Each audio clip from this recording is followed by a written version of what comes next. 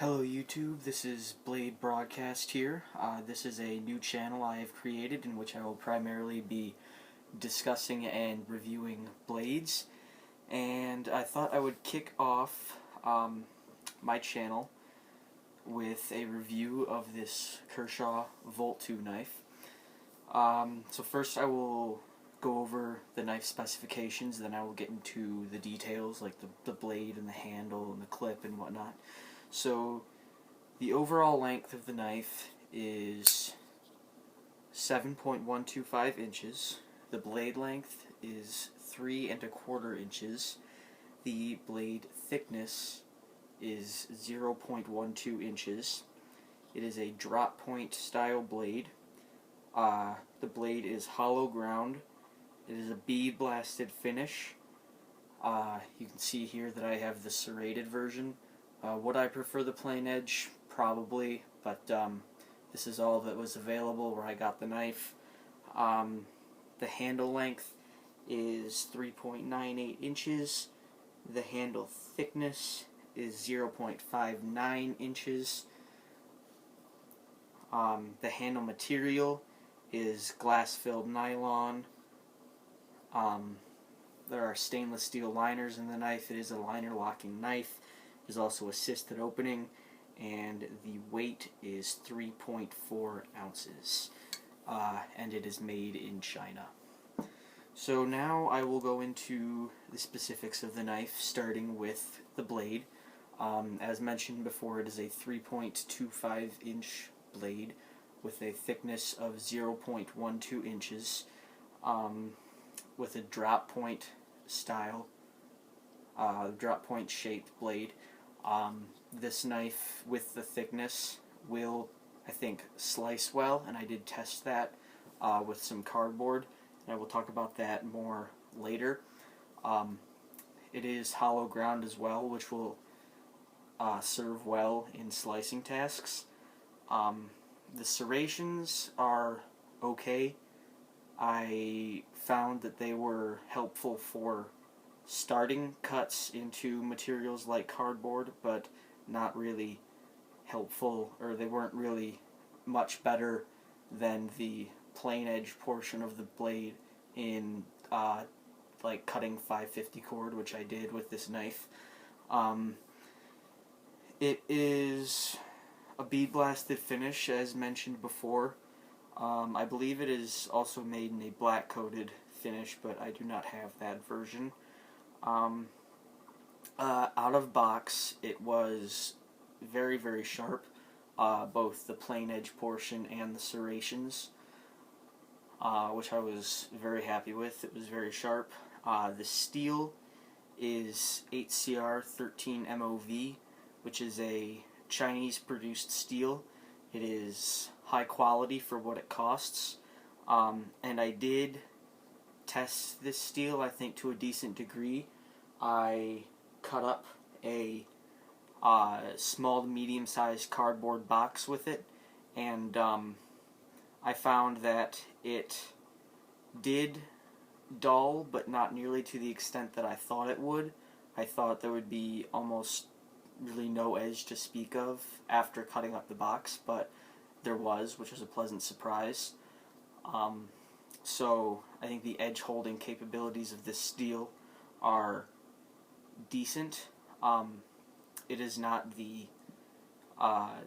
most durable steel out there. You know, steels like D2 or carbon steels like D2 or 1095 steel will hold an edge better, S30V, but those are all going to be more expensive.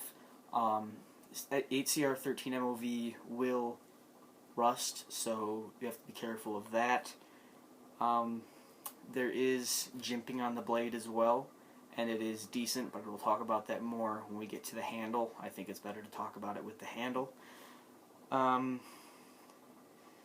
lock, as mentioned before, is a liner lock on this knife. There is a bit of jimping on the liner too, which actually helps in closing it, or disengaging the lock. It is decently strong, I think, for anything that this knife would be realistically used for, which I think most people would be using this knife as an EDC knife, and I think this is a great choice in the EDC role.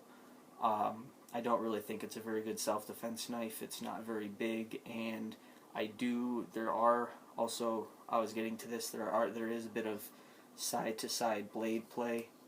Don't know if you can see that there.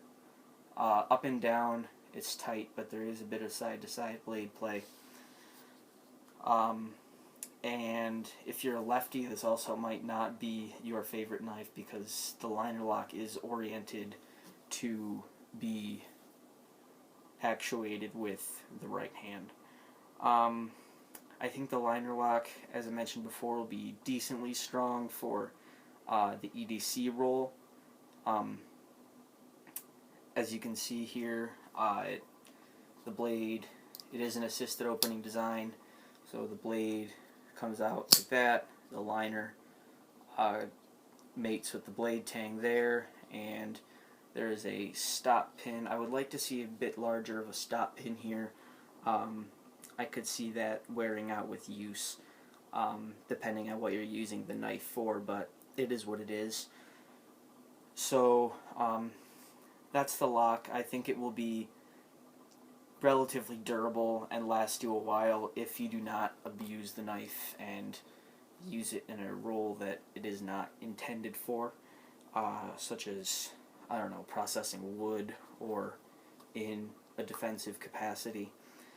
The deployment, as I mentioned before, this is an assisted opening knife, and by my estimation it is quite a fast assisted opening knife. I don't know if my camera picks this up very well, but the blade does come out relatively fast. I'm impressed with the speed. It is a flipper only design. There are no thumb studs on the knife. The flipper, there's no kind of jimping on the flipper of any sort, but that said, I do not find traction on the flipper to be an issue, and actuating it is easy, and then the blade just rockets out like that. So the pivot system that the knife uses, I believe there are phosphorus bronze washers in there. I could be wrong, but that's what it looks like inside the knife. I don't know if you can see that there. But that is the pivot system in the knife. As you can see, the pivot screw is adjustable with a Torx bit. I did play around with the pivot point to see if I could remove the side-to-side play, and I could, but it did slow the knife down a bit, and I decided that, to me, I liked the speed and the enjoyment of actuating this knife more than I liked the lockup, because this is not a knife I plan to really beat on or something that I think I'll need a very tight lockup for. That said, I do like tight lockups, so it's still a bit of a miss for me. The blade retention, this is an assisted opening knife, so it does get a little bit of a boost with blade retention. The blade will not shake out. The blade centering is a little bit off, but at this price point, I don't really mind it. And by the way, this knife is, I believe on Blade HQ, this version of the knife is about $27-ish as of the posting of this video, February 2015. So that is the deployment. The handle is made of black glass-filled nylon, which is textured with these. It's almost a sequence of pyramids on the handle, and for me it gives pretty much no traction whatsoever.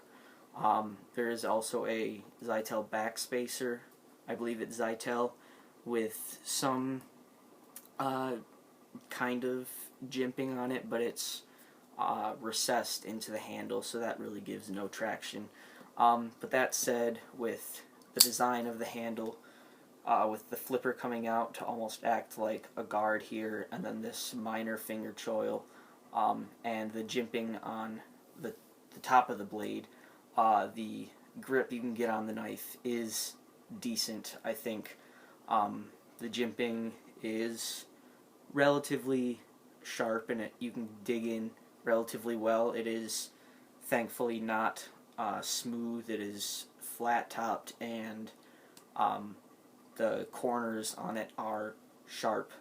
It is not as good as pointed jimping, in my opinion, which I find really locks in the best, but it is serviceable.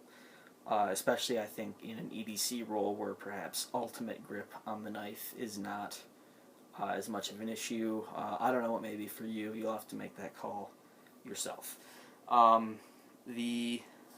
Because it is not a very high traction handle material, I don't really see the handle, or I don't really see you having any under the clip issues. That is, the clip or the handle material shredding your pocket because the clip presses it into your pocket. I don't see that to be an issue.